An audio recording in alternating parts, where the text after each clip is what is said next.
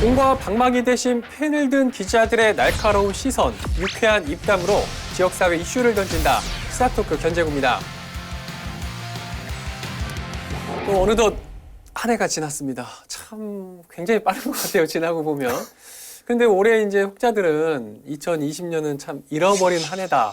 뭐 이런 표현들도 쓰긴 하거든요. 그만큼 좀 우울했던 한 해가 아니었나 이제 뭐 그런 생각을 가져보는데 잃어버린 한 해가 사실은 어찌 보면 정답처럼 여겨지고 있는데요. 영세 소상공인들 입장에서는 경제적인 타격 그렇죠. 그리고 뭐 직장을 잃으신 분들한테는 더할 나위 할 수 없는 미래 불안감을 키웠던 시기인 거 맞는데 또 한편으로는 또 긍정적인 사회 변화도 있어서 뭐 무조건 다 잃어버렸다라고 하기보다는 한번 쉼표를 찍는 한 해가 아니었나라는 생각이 들고 말씀하셨듯이 뭐 쉼표, 뭐 새로운 준비, 좀 변화를 이끌어야 되겠다. 아주 그리고 일상의 소중함, 그리고 앞으로의 변화를 준비할 수 있다는 거. 저는 이제 90년대 이후에 우리 사회를 변화시킨 큰 사건이 있었는데 어떤 게 있을까요? 저부터 말씀드릴게요. 저부터.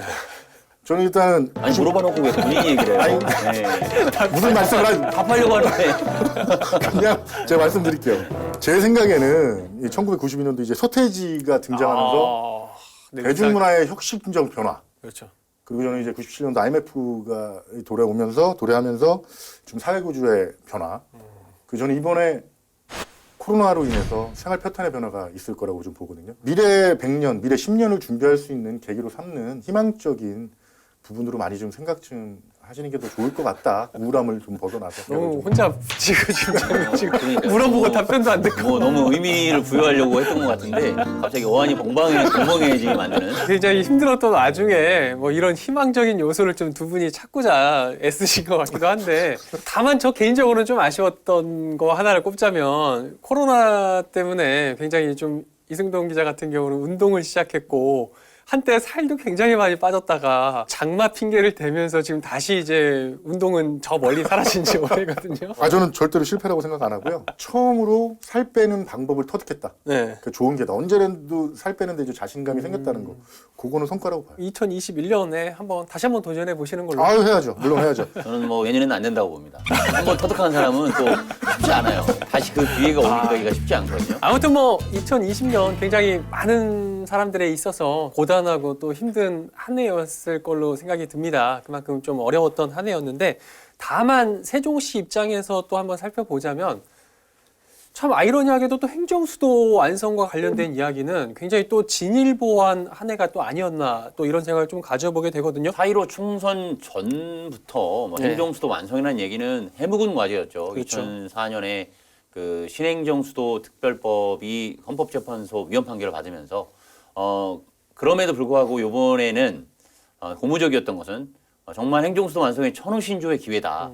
뭐 민주당이 180석을 차지했다라고 하는 그 의미가 아니고 180석이라는 의미를 좀 부여하고 싶은데요. 180석이라고 하면은 개헌을 충분히 추진할 수 있는 동력이 됐고 그리고 행정수도와 관련된 다양한 입법을 국민의 뜻에 따라서 할 수 있는 그런 발판을 마련했다는 점에서 역사적 대의와 진정성만을 가지고 뚜벅뚜벅 걸어간다면 21대 국회에서 상당한 진전을 볼 수 있을 것이라는 기대를 하고 있습니다. 저는 뭐 요 말씀을 드리고 싶어요. 7월 20일 김태년 원내대표 그 수도의정 발표 그렇죠. 언급. 2004년도에 이제 헌법재판소 위헌 결정 이후에 그 16년간 그렇게 이 정도까지로 이렇게 부각된 적은 없었던 것 같아요. 그래서 이 문제가 행정수도 이전 문제가 이만큼 논의 대상에 오르고 중요한 문제다. 반면 이제 그 행정수도로 가기 위한 국가균형 발전을 위한 법 근거 마련 그리고 제도적 그 어떤 보완 작업들이 좀 미비하지 않았냐. 지역 균형 발전의 롤모델로 성장시킬 수 있는 세종시법 개정안이나 그리고 국회 세종이사단 설치를 위한 국회법 개정안이나 그리고 여성가족부 등 미이전 부처들을 세종시로 이제 이전시킬 수 있는 근거법인 행복도시법 개정안이나 세종시가 한 단계 행정수도로 갈 수 있는 법 근거 마련에 조금 실패했다는 거, 내년으로 미뤄졌다는 거, 그리고 자치경찰제에 대한 좀 아쉬움 이런 것들을 좀 개인적으로 행정수도랑 연결해서 좀 이렇게 아쉽다고 좀 말씀을 드리고 싶어요. 사람들 입장에서는 아마 2020년 올 한 해를 이제 되돌아보는 또 시기가 됐고 또 내년 한 해 또 어떻게 잘 맞이해야 되나 이런 고민을 하는 그런 시기가 아닌가 싶은데 연말에는 빠질 수 없는 코너인 것 같고요. 또 시민들이 올해 한 해를 정리하고 내년도에는 어떤 변화가 세종시에서 있을까를 또 기대하는 또 순간이기 때문에 희망적인 소식을 많이 좀 전해줄 수 있었으면 좋겠습니다. 자, 그럼 지금부터 2020년 과연 세종시에선 어떤 일이 있었는지 핵심 키워드 살펴보도록 하겠습니다. 예산안에 반영하면서 여야가 이제 그 조건을 단 게 그 국회법 개정안이 통과됐을 때 집행할 수 있다. 행정추진 복합도시 신도시의 5-1 생활권 스마트시티라는 하나의 결과물로 2020년 사실 코로나19 때문에 별다른 이슈가 없었던 것 같은데 이렇게 또 되돌아보니까 핵심 키워드 한 5가지 정도를 꼽아봤잖아요. 다만 이것은 뭐 공증된 것은 아니고 저희 자체 견제부 심의단을 꾸려서 5가지 정도를 정했다. 그래서 아마 이제 시청자분들의 생각과는 견해와는 조금 다소 다를 수도 있다라는 점은 충분히 이제 생각을 하시면서 감안하시면서 좀 들어야 될 것 같고요. 자, 그럼 견제구 심사단이 선정한 첫 번째 이슈에 대해서 살펴볼 텐데 이렇게 정해봤어요. 다시 불붙은 행정수도 완성론. 이렇게 한번 저희가 이제 정해봤는데 뭐 세종시는 역시 행정수도 완성 빼놓을 수는 없는 것 같아요, 그렇죠? 근데 행정수도 완성이라는 얘기가 갑자기 2020년 올해 불쑥 튀어나온 것은 아니거든요. 네. 뭐 아시다시피 1970년대부터 김대중 전 대통령의 그 후보 시절에 대전을 행정부수도로 지정하자라는 공약이 나왔었고 1977년에는 박정희 전 대통령의 그 백지 계획으로 또 여기 공주랑 연기 일대에 그렇죠. 행정수도를 건설하자라고 하는 또 얘기들이 나왔었고요. 또 2002년도에는 노무현 전 대통령의 공약으로 신행정수도론이 등장을 하고 또 헌법재판소에서 위헌 판결을 받으면서 거의 50년 세월에 가까운 시간 동안 계속 불거졌던 내용이다. 그리고 1970년대에 나왔던 얘기도 그 당시에 수도권 인구가 30%대였거든요. 30%대임에도 불구하고 점점 집중이 수도권으로 이루어졌기 때문에 나왔던 거였거든요. 네. 근데 지금 50%는 넘었었잖아요. 그렇죠. 그래서 이거는 피할 수 없는 숙제이자 우리에게 미완의 과제로 남아있다. 이렇게 볼 수 있을 것 같습니다. 눈여겨볼 것이 저는 올해 집권여당인 민주당이 행정수도 추진단을 만들면서 그렇죠. 이전 계획안 발표 뭐 이런 것들도 하고 그리고 21대 국회 출범하면서 행정수도로 갈 수 있는 법 근거를 만드는 그런 제도적 기반을 닦는 그런 법들이 잇따라 발의됐고 행정수도로 가는 길의 속도감은 엄청나게 빨라졌다. 그리고 최근에 행정수도 추진단이 발표했죠. 국회 이전 계획을 그렇죠. 발표했는데 좀 저는 그날 이제 12월 9일 지난 9일 날 발표를 했는데 본회의 마지막 날이었을 거예요. 그래서 여야 정쟁이 정점에 이뤘을 때, 그리고 뭐 검찰 개혁법인 뭐 공수처법 이런 쟁점 법안들 위해서 여야 정쟁이 정점에 이뤘을 때 발표를 해버렸어요. 그때가 한 11시쯤에 민주당 행정수도 추진단 어디 누구죠? 우원식 단장. 네, 우원식 단장님이죠. 우리 세종시 소재 중앙부처 소관의 상임위를 세종시로 세종이사당에 설치하겠다. 세종이사당을 이전시키겠다. 그리고 그 이후에 단계적으로 완전 이전을 추진하겠다. 이 발표를 했어요. 그렇죠. 그러니까 이제 여기까지 온 거예요. 그래서 상당히 뭐 많은 분들은 너무 늦다 이렇게 말씀할 수 있어도 저는 상당히 고무적으로 보고 어느 정도 이제는 시대를 거스를 수 없는 대세를 거스를 수 없는 그런 분명한 사실이 돼가고 있다. 다소 좀 시간이 지난 것 같기는 한데 이 부분은 한 번은 좀 더 짚어보고 넘어갈 필요도 있을 것 같아요. 방금 이제 민주당 행정수도 추진단에서 이런 어떻게 보면 이제 미래 비전으로는 뭐 전체적인 국회 이전을 뭐 세종시로 이제 하는 이런 방안에 대한 뭐 큰 그림이 이제 나오기도 했는데 지난 7월에 김태년 민주당 원내대표가 얘기했던 행정수도의 완전한 이전을 선언을 했었지만 지난 5개월간의 여론을 수렴하고 여야 간 합의를 시도한 결과상에서는 아직도 국민적 공감대가 조금 부족하다라는 그런 인식을 바탕으로 해서 추진단에서 행정수도 이전, 그러니까 청와대 이전을 포함하는 것이겠죠. 그 부분은 조금 더 뒤로 밀어두겠다라고 발표를 했기 때문에 국회 세종의사당만 남게 된 그런 상황이 됐고 국회 세종의사당 역시도 설계비 147억 원을 반영한 성과는 있지만 국회법 개정안으로 동력을 실어야 되는 부분에서는 아직 내년 3월까지 그 과정을 지켜봐야 된다라는 숙제를 안고 있고요. 그리고 시기, 국회 세종의사당이 정상적으로 세종시에 들어서는 시기가 현재 흐름으로 봤을 때는 빨라야 2026년이다라는 점도 우리가 좀 지켜봐야 된다. 더 앞당길 수 있도록 노력해야 된다. 이런 숙제를 한번 상기해봤으면 좋겠습니다. 정부 예산안에 이제 140조 말씀을 하셨는데 예산안에 반영하면서 여야가 이제 그 조건을 단 게 그 국회법 개정안이 통과됐을 때 집행할 수 있다. 이 조건을 달았거든요. 단독으로 민주당이 아무리 세종이사당 설치를 추진한다고 해도 야당의 합의가 없으면은 절대로 이루어질 수 없는 게 이 문제예요. 예. 국가적 중대 사안이기 때문에 그래서 일단은 가장 급한 건 뭐 국민적 공감대도 있지만 그 먼저 여야 합의가 좀 분명히 따라줘야지 국민적 공감대도 따라오지 않을까 이런 생각이 들거든요. 그래서 여야 합의가 좀 이루어져야지만 올해 이제 연내 처리가 숲으로 돌아갔지만 내년에 좀 처리가 되지 않을까. 여야 합의가 좀 급하다는 거는 근데 여야 합의가 돼야지만 가야 된다라고 하는 것은 사실 조금 위험할 수 있거든요. 예, 제가 그렇죠. 생각할 때는. 위험할 수 있는데. 왜냐하면은 또 그것이 민주당 입장에서는 서울시장 선거를 내년 4월에 앞두고 또 그것을 하나의 빌미로 이용할 수 있다. 일부 세력에서는 네. 전부는 아니겠죠. 그럴 수 있고 그래서 저는 현재 이런 상황까지 됐다면 180석이라는 그 뜻을 실어줬다고 하면은 정 안 되면 그때는 공수처법처럼 밀어붙여서라도 좀 저는 가야 된다 이렇게 보거든요. 내년이 또 넘어가 버리고 대선 국면으로 소용돌이로 가게 되면 또 어떻게 변화될지가 모르는 상황이기 때문에 저는 정말 마지막 카드지만 밀어붙여서라도 반드시 국회법 개정안은 내년 봄에 통과시켰으면 하는 바람입니다. 아니 뭐 제 입장은 그런데 네. 저는 여야 합의가 이루어졌으면 해요. 그렇죠. 전에 거기까지는 안 갔으면 해요. 그러니까 이제 국회의사당 이전은 어떻게 보면 행정수도의 뭐 상징이 될 수도 있고 행정수도 완성에 그 입법부가 오는 거잖아요. 지금 행정부는 왔고 여야 합의를 통하고 국민적 공감대를 얻고 그렇게 스무스하게 내려오는 게 좀 좋겠다 싶어서 말씀을 드린 거예요. 근데 뭐 안 되면 이렇게라도 해야 되겠죠. 그렇죠. 공수처법처럼, 공수처법처럼. 그렇죠. 이렇게 해야 되겠죠. 결론은 어쨌든 국회법 개정안을 통해서 일단 당장 현안으로 남아있는 국회 세종의사당 설치와 관련해선 네. 빨리 이제 탄력을 받아야 된다. 뭐 이런 거에 대해서는 조금 아마 이견은 좀 없어 보이는 상황이고요. 역시 이렇게 해서 뭐 세종시에서 역시 행정수도는 가장 빼놓을 수 없는 핵심 과제이자 주요 뉴스가 아닌가 이런 생각을 가져보고요. 두 번째로 저희가 이제 선정한 뉴스는 바로 파죽지세 부동산 시장이었습니다. 이제 이렇게 핵심 키워드를 뽑아봤는데 아마 일반 시민들 입장에서 보면 행정 수도보다도 이 문제가 더 관심사가 아니었을까 이제 그런 생각도 가져보거든요. 전제구에서 한번 주제로 다뤄보긴 했지만 맞습니다. 다시 한번 되새긴다면 2017년도에 트리플 규제죠.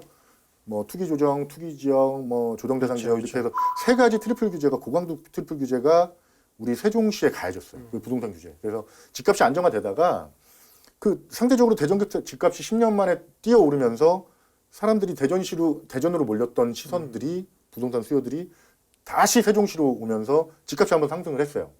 그리고 상승을 2월달까지 하다가 또 조금 소강 상태 보이다가 6월인가요? 그때 이제 대전하고 청주가 이제 부동산 규제 지역으로 묶였어요. 맞습니다. 그러다가 세종시에 이제 좀 불을 붙였죠. 또 한 번 올라갔어요. 근데 기름을 부는 사건이 있잖아요. 김태년 원내대표가 그 행정수도 이전 발언을 하면서 거기다 기름을 부어버렸죠. 그래서 거의 지금은 그때 당시의 집값보다 거의 2배가량 뛰는 상황까지 실거래도 이루어지고 호가가 2배가량 가고 이러다 보니까 뭐 시민들이 여기에 관심을 안 가질 수가 없죠. 그럼요. 부동산 시장의 실물 경제에 영향을 미쳤던 것은 7월 20일이라는 상징적 의미가 있거든요.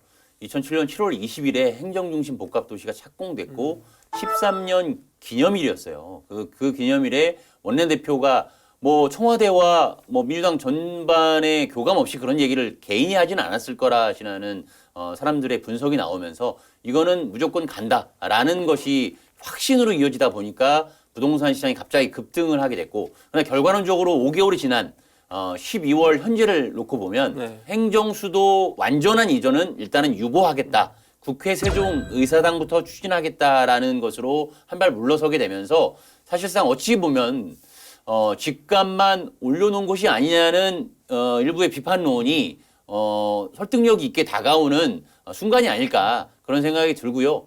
그렇지만 또 국회 세종의사당이 설계비가 또 반영되면서 다시금 또 상승 곡선을 그렇죠. 타고 있는 과정이고 조금 이게 과연 좋은 현상인가? 세종시의 인구 유입이 되고 특히나 수도권 인구 유입이 되면 좋겠지만 벌써부터 주변 지역에서부터 이제라도 세종시 집을 빨리 한 채 마련해야 된다라는 그런 관심으로 가고 있다라고 하는 부분이 현실적인 얘기지만 안타까운 이면일 수도 있고 수도권에서 많이 내려와야 되고 수도권의 과밀이 해소돼야 되는 정책적 목표가 달성되고 있느냐라고 하는 부분을 한번 따져봐야 할 문제인 것 같습니다. 집값이 오를 때 집을 소유하고 있는 분들 입장에서 누가 싫어하겠습니까? 당연히 반길 수밖에 없는 노릇이긴 한데 다만 뭐 전세든 월세든 이렇게 뭔가 이제 세종시의 교육적인 분위기라든지 뭐 아니면 뭐 아이들을 키우기 위해서라든가 여러 가지 이제 좋은 여건 때문에 들어오고자 했던 그런 분들 입장에서는 진입 장벽이 너무 높아지지 않았나 뭐 그런 우려의 목소리도 한편에서 나오거든요. 전국적인 현상이긴 하지만 임대차 3법이 또 마침 공교롭게도 7월 말에 통과가 되면서 원래는 2년마다 재계약을 했어야 되는데 4년 연속 살 수 있고 또 2년의 갱신 그 시점에 임대료를 많이 집주인 마음대로 엿가락 늘리기 하듯이 하지 않아도 법적으로 제어를 해주기 때문에 임차인 입장에서 되게 반가운 소식이었지만 임대인들 입장에서는 본인의 재산권이 침해된다라고 하는 것 때문에 임차인들을 쫓아내려고 하는 흐름들이 형성이 됐고 그 과정에서 암묵적으로 가격이 더 올라가게 높여받는 이런 상황들이 연출이 되다 보니까 전세값이 폭등하게 그렇죠. 되는 월세도 마찬가지고요. 그런 상황이 되다 보니까 이제 과거에는 젊은 층 중심으로 다른 지역보다 전월세가 쌌기 때문에 왔던 흐름이 있었다라고 하면 이제는 약간 정상화되는 흐름 속에서 젊은 층이 들어오기가 쉽지만은 않아진 이런 그 벽이 형성이 되다 보니까 2021년도 시장이 어떻게 흘러갈까 이걸 한번 좀 주목해서 봐야 될 것 같고 인구 유입 추이도 한번 내년에 되게 중요한 한번 분석을 해볼 수 있는 시기가 될 것 같습니다. 집값이 많이 상승하다 보니까 재산 가치가 상승하다 보니까 시세 차익을 올려서 인근 바로 뭐 2, 30분면 갈 수 있는 청주나 대전으로 더 큰 집으로 그 더 여유로운 생활을 위해서 서울 같은 경우도 요즘에 이제 강남에서 강북으로 이사를 많이 가는 추세예요. 그런 요소들이 좀 생기지 않을까 하는 우려가 지금 많이 좀 생기고 있죠. 한편에서는 뭐 굉장히 반기고 있을지 모르겠지만 또 한편에서는 우려와 걱정이 이제 함께 쏟아진 한 해 부동산 시장이 아니었나 또 이런 생각을 좀 가져보고요. 아무튼 뭐 전국적으로 사실 부동산 이슈가 굉장히 뭐 요즘 핫하잖아요. 뭐 그런 와중에서 이제 세종시 부동산 가격이 워낙에 가파르게 상승을 했기 때문에 더 주목을 받았던 것이 아닌가 이런 생각을 해봅니다. 그래서 이제 다음 세 번째 주제로 이제 저희가 핵심 키워드로 이제 살펴볼 것이 자족 성장 물꽃은 2020년입니다. 사실 먹고 사는 문제가 사람들에게 가장 중요한 거 아니겠어요? 앞으로 이제 세종시가 얼마나 자족 성장 도시로 나아갈 수 있느냐 이 부분이 굉장히 제일 중요하지 않을까 개인적으로는 그런 생각도 가져보는데. 어떤 분야가 어떤 내용이 이 분야에선 가장 오래 좀 관심을 끄는 뉴스였습니까? 찝는다면 국가산단 조성계획이 예타를 통과했다는 거. 국가산단. 예. 경제적 효과가 추정치가 20조 원이나 돼요. 그래서 이제 세종시 성장 동력을 얻어낼 수 있는. 그러니까 이쪽으로 뭐 수도권 우량 기업이나 거대 기업들을 모아서 우리 세종시 식구로 만들 수 있는 그 직원들이 세종시에서 소비를 하고 또 기업들이 돈을 많이 벌어서 뭐 수출도 해서 법인세를 내고. 그러니까 그게 뭐 도시 인프라도 사용할 수 있고 복지 기금으로도 들어갈 수 있고 한층 살기 좋은 도시로 만들 수 있는 그 계기를 여건을 만들 수 있는 진짜 한 단계 나갔다. 그래서 잠깐 자료를 보면 생산 유발 효과도 한 8,206억 원이고 그리고 고용 유발 효과가 5,916명이에요. 상당히 세종시에 도움을 줄 수 있는 가장 의미 있는 성과다. 그래서 이번 유치되기를 바라고요. 그리고 세종시가 이제 160개 기업의 입주 의향서를 확보를 했어요. 그리고 이제 13개 핵심 기업과 MOU를 체결했고 이 상태가 유지되고 이대로 대기업들이 유치를 한다 쳤을 때 이쪽에 요 안에 대기업들이 있는지는 뭐 정확히 모르겠어요. 근데 우려한 것들이 많이 들어오면 세종시에 상당히 도움이 되지 않을까, 자족기능 구축에 도움이 되지 않을까 하는 생각이 듭니다. 국가산업단지 예비 타당성 조사가 굉장히 긍정적으로 나온 것에 대한 청신호 뭐 이런 거를 핵심 자족 성장의 핵심 키워드로 좀 꼽아본 것 같은데 뭐 다른 소식들도 뭐 곁들인다면 좀 어떤 게 있을까요? 뭐 다 연결이 되어 있는데요. 그 연서면 그 스마트 국가산업단지가 이제 2027년에 들어서고 그 다음에 30년간 20조 원이라는 이제 기대효과를 안고 있다라고 하면 앞에 붙은 스마트가 있잖아요. 스마트 그 산업 부품과 소재 산업이 또 그 스마트 국가산업단지에서 키워지면서 그것이 행정중심 복합도시 신도시의 5-1 생활권 스마트 시티라는 하나의 결과물로 이어질 수 있는 그런 순환 구조로서 구상이 되어 있다라고 보면 될 것 같고요. 그래서 스마트 국가 산단, 그 다음에 5-1 생활권 합강동 스마트 시티가 2024년에 본 모습을 드러내면서 주거단지도 들어서고 새로운 원격 의료, 원격 헬스, 그다음에 공유차, 그리고 그 안에서 모든 어떤 생활 편익 부분에서도 스마트한 구조, 자율주행 차라는 부분들도 운영이 되고, 그래서 우리가 지금 현재 상상할 수 없는 미래 도시의 모든 기술이 집약돼서 스마트시티에 구현이 되고, 거기서 또 성과가 나타나면 다시 또 스마트 국가산단에서 그런 부분들을 서로 상호작용을 하고 이러면서 또 기업들이 이전해 오고, 이렇게 하면서 세종시가 2030년 또는 스마트 국가산단의 최종 목표 지점인 30년간이라고 봤을 때 2050년까지 스스로 계속 성장할 수 있는 기반과 토대들이 마련되어가는 흐름이다. 나온 얘기들이 이제 장밋빛 시나리오거든요. 근데 이게 이루어지려면 그러니까 세종시 기업을 유치를 해야 돼요. 세종시에. 그래서 각종 인센티브나 어떤 그 지원 혜택, 우대 혜택을 줘야 되는데, 지금 저희가 지난번에 뭐 다루기도 했지만, 내용을 다루기도 했지만, 투자 촉진 보조금 같은 그런 지원책 같은 거, 이거를 좀 확대를 해야 되는데, 제가 이 말씀을 드리는 건 이제 국가 지원이 반드시 필요해요. 그래서 자주기능 구축은 행정수도 완성의 연결고리고, 그리고 국가 국책사업의 거대 국책사업의 핵심 요소기 때문에 일단은 국가 지원이 좀 반드시 필요하다. 이 말씀을 좀 드리고 싶어요. 실제로 좀 이루어지고 있는 부분들이 좀 있어요. 그래서 시청 공직자들 일부에서는 세종시에서 너무 많은 실증이 일어나고 있어서 힘들다라고 표현할 정도인데, 뭐 자율주행 규제 특구가 작년에 지정이 됐고, 또 올해 들어서 하반기 들어서는 자율주행차 실증 지구로 지정됐죠. 지구로 지정됐고, 뭐 실외 로봇 특구 지정이 돼서 세종중앙공원에서 실외 로봇이 자율주행으로 배달도 해주고 방역도 하는 그런 모습을 내년에, 뭐 내년인지 모르겠지만 아무튼 곧 그런 광경들이 펼쳐지지 않을까. 그러면서 뭐 시간이 흘러가면서 최근 나온 소식은 플라잉카, 하늘을 나는 자동차에 대한 연구도 같이 진행된다라고 하면서 이것들이 세종시에서도 서서히 구현되는 흐름으로 가고 있다. 그리고 그러한 제도적 뒷받침은 되고 있다. 그것을 누가 실행하고 성과로 낼 수 있느냐, 이제 이런 부분이 이제 관건이겠죠. 먼 미래 얘기예요. 솔직히 그렇죠. 먼 미래 얘기인데. 아니, 먼 미래로 하지 마세요. 아니, 먼 미래인데, 근데. 플라잉카 최근에 그렇죠. 그렇죠. 아니, 근데 먼 미래 얘기인데. 네. 그 전에 살펴볼 게, 그 플라잉카를 만들기 위한 예. 연관 기업들.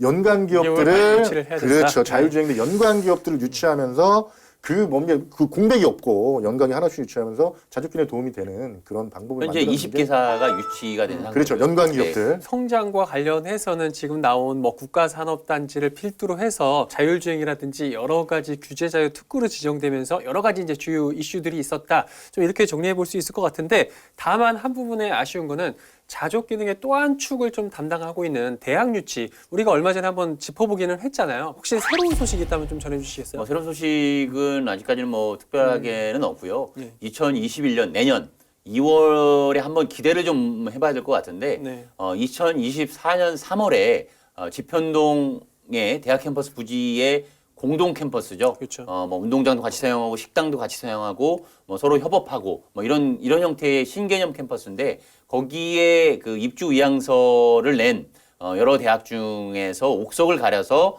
최종 입주 대학을 선정 발표하는 시기가 옵니다. 그래서 거기에 얼마나 많은 대학들이, 얼마나 유수의 대학들이, 미래형 대학들이 선정이 되고 참여했는지가 가장 큰 관심사고, 그거에 따라서 어떤 판도가 좀 달라지지 않을까. 뭐 그 전에 있었던 뭐 가시화됐던 서울대 행정대학원이라든가 카이스트 융합의과학원이라든가 이탈리아 산타치칠리아 음악원, 이런 것들이 모두 지금 물거품 되고 있는 상황에서 좀 희망적인 소식이 내년에는 들려왔으면 좋겠다. 뭐 그렇게 한번 기대해 보겠습니다. 공동 캠퍼스 유치, 그 대학 유치는 어느 정도 이제 진행이 됐고 어느 정도는 이루어질 것 같아요. 어느 정도는 내년 초에 이제 윤곽이 드러나겠지만, 저는 이제 주목하고 싶은 게 단독 캠퍼스 유치. 요거를 좀 큰 숙제로 삼아가지고 추진을 했으면 좋겠어요. 그리고 그 외국 대학 유치 산타 체칠리아를 말씀하셨는데, 그 산타 체칠리아는 뭐 지난번 방송에도 말씀드렸듯이 정말 구분음선을 넘은, 그리고 학교 측에서 의지가 너무 상당한, 그렇기 때문에 좀 내년에는 좀 한 단계 발전할 수 있는, 그러니까 이뤄질 수 있는, 그 대학 한 곳이라도 좀 이어질 수 있는 그런 계기가 됐으면 하는 바람이 좀 간절해요. 자, 그럼 이제 네 번째 핵심 키워드 살펴보겠습니다. 바로 뜨거웠던 입지 전쟁인데요. 그 아마도 계속해서 만들어지고 있는 이제 신도시가 계속해서 만들어지고 건설되고 발전되고 있다 보니까 아마 이 문제는 당분간은 계속될 수 있는 그런 이슈가 아닐까 생각을 해보는데 대표적으로 그런 입지 전쟁이 있었던 것은 어떤 시설들이 좀 있었죠? 싱싱장터 3호점, 아, 노콜푸드 3호점. 네. 이게 얼마나 큰 이슈를 불렀냐면 정말 세종시가 곤혹을 치렀어요. 그러니까 이춘희 시장이 정말 한숨을 푹 쉴 정도로 푹 쉬고 맞아요? 푹 쉬었다고 전에 그 전원에 의하면 전원이죠? 전원에 의하면 예. 그리고 시민들의 파워를 보여줬다. 시민들의 어. 목소리가 또 반영됐다. 무슨 얘기냐면 이제 세lum동에 원래 그 로컬푸드 3호점이 들어서기로 했어요. 그렇죠. 주차 타워형으로. 네. 근데 세종시 재정이 좀 힘들어지면서 와 요즘 이 건립 비용이 너무 많이 들어간다. 좀 줄이자 해가지고 그 옆에 다정동 한 90m 거리 되죠. 다정동 국민임대 아파트 상가에 로컬푸드 3호점을 이제 하자 해가지고 아마 암묵적으로 이제 결정을 한 거죠. 그걸 알게 된 세lum동 주민들이 무슨 소리냐? 어떻게 거기로 애초에 약속을 이렇게 했는데 어떻게 다정동 그쪽으로 가느냐? 근데 세종시 입장에서는 그 세lum동 입지보다 다정동 입지가 액수로 한 수십억이죠. 수십억 정도의 이제 예산 절감 효과를 낼 수 있기 때문에 그쪽으로 했는데 시민들의 원성이 너무 커지면서 이춘희 시장이 근데 결국에는 수용을 해서 세lum동 건립안 최초에 추진했던 세lum동 건립안을 이제 추진하게 됐죠. 확정이 됐죠. 근데 대신에 주차 타워형이라는 건 아니고 예산을 좀 축소한 수준으로 해서 세lum동 건립을 추진했죠. 어떻게 보면 시민주권 특별자치시로서 시민들의 결정을 따라줬던 이춘희 시장이 어떻게 보면 이렇게 뭐라 그럴까요? 한 배려? 논란은 남겼지만 다시 이제 원상복귀돼서 이제 세lum동에 들어오는 걸로 이제 그렇게 정리가 된 것 같고 또 다른 또 입지전은 좀 어떤 게 있었습니까? 여기서 이제 논란에 있어서 다정동 분들이 상당히 실망을 많이 했었는데 그 입주로 예정됐던 다정동 그 가온마을 7단지 단지 내 상가 85호거든요. 네. LAC가 그래서 그 논란이 됐었는데 거기에 그래 다행스러운 거는 내년 희망적인 소식인데 내년 3월에 그 청년 창업 사관학교 입점이 확정이 됐어요. 이번 국비에 확보가 돼서 30억 원대로 해가지고 거기에 이제 학생들이 왔다 갔다 하면서 또 주변 상권에도 기여할 수 있을 것 같고 왔다 갔다 하면서. 예. 왔다 갔다 하는 거죠. 교육 받고 그렇죠. 또 실습하고. 네, 예. 그래서 조금이나마 절반 정도는 해결을 했다 이렇게 좀 한번 좀 참고하시면 될 것 다행이네요. 같고요. 네. 기타 외에 이제 또 한번 봐야 될 것이 이제 되게 좀 민감한 문제인데 어찌 보면은 집단 이익일 수도 있고요.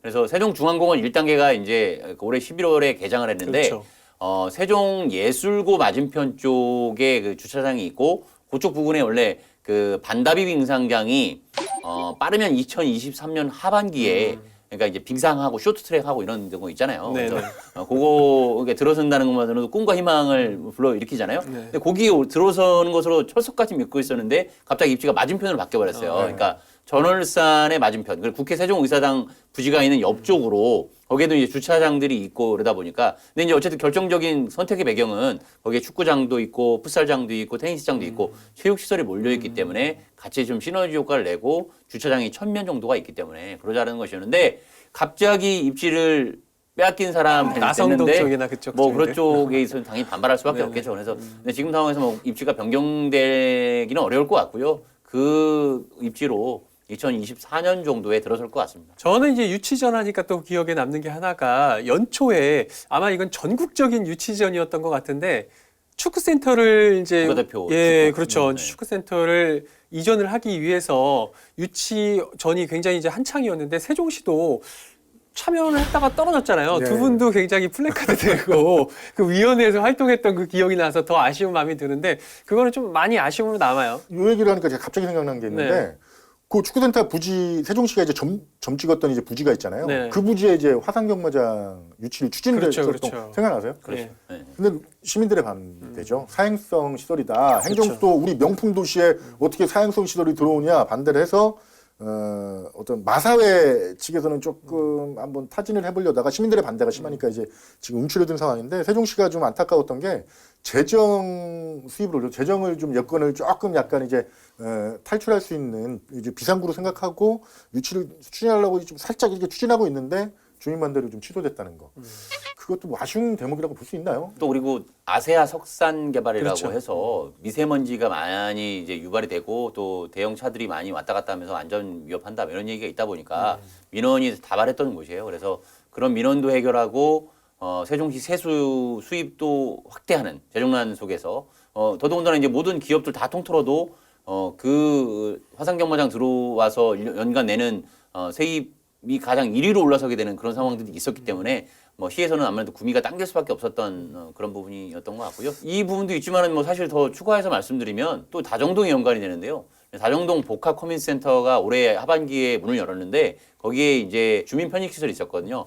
그 암벽장하고 그 다음에 스쿼시장이 있었는데 거기를 한국예술종합학교의 세종 캠퍼스라고 하죠. 그게 이제 들어오게 되면서 무용실 기능, 그게 이제 층고가 높아야 되다 보니까 다정동이 딱 적합했는데 안 된다라는 반발에 부딪혀서 한동안 상당히 시끄러웠는데 한솔동에서 전격적으로 우리 복컴에 수용하겠다라고 하면서 문제가 해결됐던 뭐 그런 사례도 있었습니다. 또 하나 이제 생각나는 거는 좀 어떻게 보면 좀 반대일 수도 있을 것 같은데 이 시설만큼은 우리 마을, 우리 동네에 안 된다라고 해서 이제 또 논란이 됐던 게 바로 친환경 종합타운이잖아요. 최종 후보지도 어느 정도 결정 윤곽이 거의 날 즈음에 이제 무산이 돼서 다시 이제 절차를 밟고 있는 상황인 것 같은데 현장은 좀 어떻게 진행되고 있습니까? 아마 이제 이번 달 안으로 재공모가 이루어질 거고요. 코로나19 상황이지만은 곳곳에 생활권을 찾아가서 설명회도 좀 가졌었고요. 그래서 아마 내년 봄이나 상반기 안에는 입지가 결정될 것인데 근데 쉽지가 않아 보여요. 읍면 지역에서도 반대를 하고 있고 동 지역에서는 더더군다나 반대를 하는 입장이고 아예 유치원에 뛰어들 생각이 없는 상황인 거고요.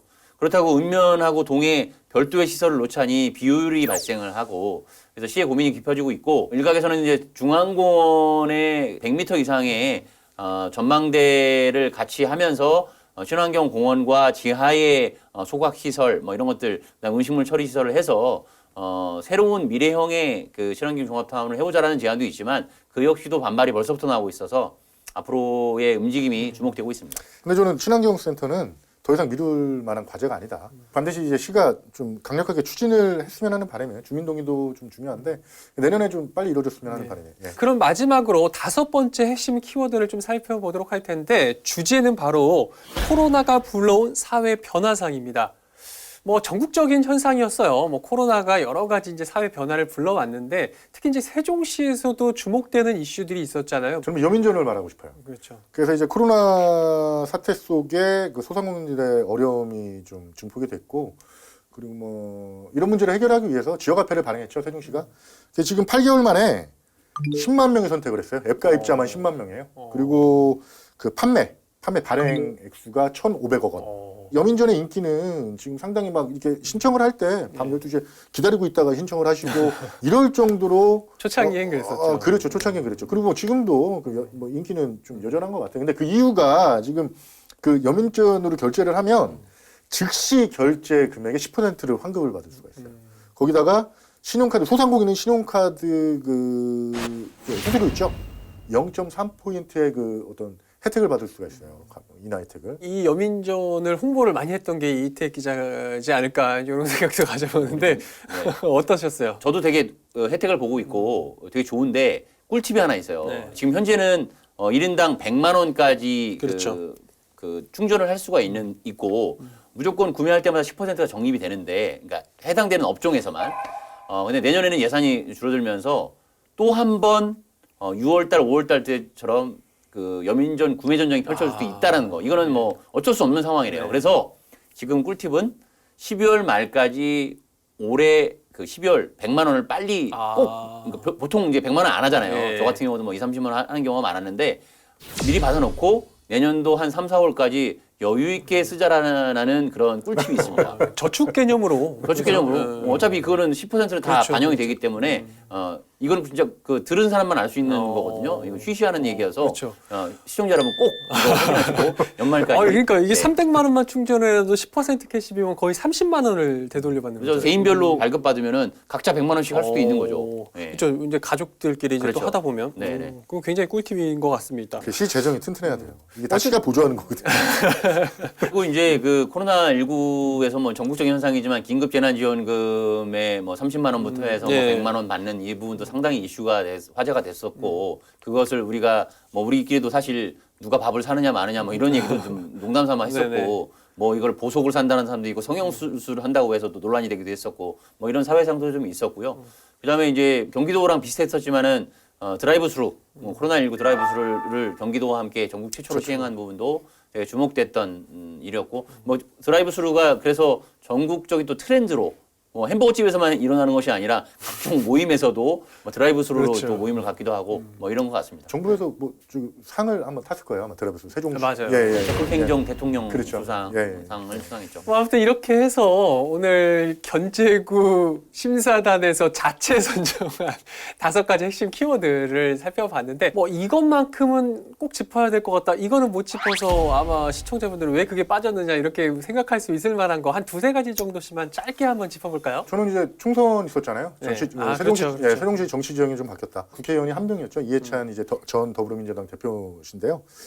그 초선 의원 2명이 이제 당선이 됐어요. 그 지금 이제 의정 활동을 열심히 하고 있고 좀 전에 말씀드렸던 어떤 행복도시 세종시 관련 법들을 다 발의 이분들이 하시는데 근데 이분들이 지금 저 집중되고 시선이 고정되는 이유가 지금 더불어민주당이 공룡 여당으로 성장했잖아요. 180석을 차지했고 그 유리한 조건에서 어떤 의정 활동을 펼치느냐 그리고 이해찬 그 전 대표의 그늘에서 벗어날 수 있느냐 이런 모습들을 좀 관심 있게 볼 필요가 있고요. 그리고 뉴욕의 센트럴파크 뭐 이런 거를 뭐 표방하면서 그렇게 광고가 됐고 충청권 아니면 전국 관광객들을 유치할 수 있는 관광 인프라가 부족한 상황 속에서 어떤 발판을 마련할 수 있는 중앙공원, 중앙녹지공간, 중앙공원, 수목원이 개장을 했죠. 2017년에 목표였어요. 근데 4년이나 늦춰졌죠. 주민들의 열망이 뜨거웠고 너무 기다렸고 그것도 좀 이슈가 되죠. 그리고 한 가지 또 짚어보면 읍면동 시민추천제. 그래서 그렇죠. 읍면동장을 그 시민들이 직접 추천해서 뽑는 세종시 20개 읍면동에 전체 다 이제 완료를 했어요. 확산이 됐어요. 그래서 어떤 시민 주권, 지방자치, 자치분권 이런 것들을 좀 이뤄내는 어떤 발판, 신호탄 상당히 의미 있게 받아들일 수 있는 뉴스라고 생각돼요. 총선 이슈 그리고 중앙녹지공간의 개장 그리고 읍면동장 추천제까지 뽑았습니다. 어떤 걸 나머지 꼽고 싶으세요? 어린이집 여교사의 극단적인 선택으로 인한 청와대 국민청원이 세종시 역대 청원 중에서 가장 뜨거운 반응을 보이면서 결국 12월 2일에 보건복지부 제1차관이 책임 있는 답변을 하기에 이른 그렇죠. 그런 광경을 보니까 조금 국민들의 힘이 이렇게 좀 발현이 되는구나. 물론 이제 대책 면에서는 좀 아쉬울 수가 있는데 36만 명에 가까운 그 국민들이 이 문제를 해결하라라고 촉구한 부분들에 응답을 했다라고 하는 부분들. 뭐 청와대 이전 국회 세종의사당 청원은 1만 명대에 그쳤다라고 하면 엄청난 반응인 그렇죠. 거잖아요. 자, 그런 부분에서 좀 시사하는 바가 좀 있을 것 같고. 그다음에 이제 하반기에 또 학부모들이 좀 많이 좀 속상해했던 그 유치원 대란, 유치원 지원에 있어서 가까운 지근거리에 가지 못하는 그런 상황들에 대한 불만을 토로했던 그런 사건들도 좀 있었고요. 기타 외에 이제 코로나19가 가져온 변화인데요. 그 1인 교통수단 트렌드가 상당히 달라졌다. 자전거 대여점에서 물량이 없을 정도로 관심들이 높아져서 자전거 구매 열기도 있고 또 공공자전거 어울링의 회원 가입자 수가 성인 기준으로 3분의 1 이상이 정회원으로 가입하는 놀라운 변화가 일어났었고 12월 달부터는 전동 킥보드가 자전거 도로 위를 합법적으로 주행할 수 있는 그런 시대가 열리고 있다라고 하는 것. 뭐 기타 외적으로 뭐 세종시 성과라고 할 수 있겠지만 로컬푸드 싱싱장터의 1,000억 원 돌파 이 부분도 좀 고무적인 일이었고요. 그리고 좀 문화예술계가 많이 그 침체돼 있었는데 조치원의 아르코 공연 연습센터라든가 그다음에 어진동의 박연문화관 그다음에 음악 창작소 또 시청자 미디어 센터 이런 문화예술적인 어떤 인프라가 강화되는 흐름도 내년을 좀 기대해 볼 수 있는 항목이 아닐까 그렇게 생각됩니다. 아니 근데 복지부 장관은 어디서 답변을 했죠? 어떻게 답변을 했죠? 차관께서 청와대 차관. 국민청원, 그렇죠. 청와대 국민청원 이렇게 그 화면이 있잖아요. 그렇죠. 쭉 계속 카운팅이 한 달 동안 되잖아요. 그렇죠. 그래서 36만이 돌파하고 나서 한 달이 좀 안 되는 상황이었어요. 10월 14일 날 돌파를 했었거든요. 그렇죠. 근데 바로 그 화면 청원 아래에 영상으로 딱 올라옵니다. 그렇죠. 한 4분 정도 이렇게 영상으로 예, 올라오더라고요. 예. 그래서 조금 아쉬운 부분도 있지만 그래도 또 정부에서 관심을 갖고 한 번 더 정책을 점검해 볼 수 있는 계기가 됐다라는 점에서는 좋은 것 같습니다. 네. 자, 2020년 사실 코로나19 때문에 별다른 이슈가 없었던 것 같은데 이렇게 또 되돌아보니까 그렇죠. 정말 좀 다사다난했던 여러 가지 이슈가 있었던 그런 서운해할 곳이 있을 것 같아서 누가요? 7월에 네. 세종 최초의 종합병원인 세종 충남대병원이 아니, 퇴원했습니다. 아이고 맞지만. 우리가 짚어본 거기 아, 때문에. 근데 오늘 이 시간 되게 유익한 시간이에요. 네. 이렇게 해서 오늘 2020년 세종시 핫 키워드에 대해서 한번 살펴봤는데 사실 내년이 이제 더 중요한 해가 될 것 같습니다. 뭐 두 분께서 이제 기자의 시각으로 바라봤을 때 세종시에 있어서 어떤 의미 있는 한 해가 됐으면 좋겠는지 각자의 한번 바람을 한번 들어볼까요? 2021년은 세종시의 희망의 한 해가 될 수도 있고 아니면 가장 어려운 한 해가 될 수 있다. 이렇게 말씀드리고 싶은데 일단은 뭐 희망의 한 해는 어떤 뉘앙스인지는 아시죠? 그렇죠. 근데 어려움이라는 한 해는 내년에 이제 서울시장 그리고 부산시장 보궐선거가 있어요. 이건 국가적 이슈거든요. 어떻게 보면. 그래서 그 관심을 그쪽으로 빼앗길 수 있고 시선을 그리고 또 대선 국면으로 접어들면서 또 한 번 행정 수도를 국민의 관심 속에서 그렇죠. 조금 멀어질 수 있는 그런 여지들이 있기 때문에 불명일고는 좀 극복할 수 있는 여지를 만들어 놔야 돼요. 그래서 세종시장 설치를 위한 국회법 개정안, 세종시법, 행복도시법 개정안, 법제도적 보완책을 마련해야 되기 때문에 그런 법들이 이런 그 이슈들로 잊혀져 버리면 또 이제 처리가 미뤄지지 않을까 이런 어려움도 있기 때문에 내년이 어떻게 보면 가장 세종시 입장에서는 중요한 한 해라고 볼 수 있죠. 2020년이 그 중앙행정 이전기라는 1단계, 2015년까지를 지나서 자족 성장기, 스스로 성장할 수 있는 토대를 구축하는 2020년이 종료가 되고 이제 그 2030년까지 완성기로 가야 되는 전환적인 시점이고요. 저는 되게 부정적인 조금 뭐 이런 전망도 있지만 긍정적으로 일단 내다보고 싶은 건 뭐냐면 해의 이름부터가 좀 예사롭지가 않습니다. 뭐죠? 신축년입니다. 신축년. 예. 아. 그래서 2021년 뭐 신행정수도를 뭐 축하한다 뭐 이렇게 볼 수 있겠지만 신축 국회 세종의사당이 신축이 되는 시작되는 뭐 이런 의미도 볼 수 있고요. 그다음에 국가 4차 철도망 계획에 대전 세종 광역철도 ITX 세종선이 반영되느냐 여부도 달려 있는. 그리고 뭐 가장 신축이 많이 일어나는 곳이 바로 또 세종시 아니겠습니까? 4생활권, 5생활권, 6생활권 신축이 곳곳에서 일어나고 또 국가적 의제에 대한 또 신축 이런 것도 일어나고 우리 마음에서도 코로나19를 극복해서 새로운 기운이 싹돌 수 있는 그런 의미 너무 억지스럽습니다. 아, 이거 진지한 상황인데 조금 재밌네요. 사실은 이제 하얀 소의 해거든요. 올해 경자년이 흰 쥐의 해였다면 흰 소로 넘어가는데 소의 의미가 있지 않습니까? 그렇죠. 뭔가 뚝심이 있고 근면 성실, 그 다음에 추진력 이런 부분들, 그 다음에 고집은 별로 안 좋은 건데 고집이 좀 있고 황소 고집 뭐 이런 부분들로 봤을 때 저는 긍정적인 담론을 부여하고 싶고요.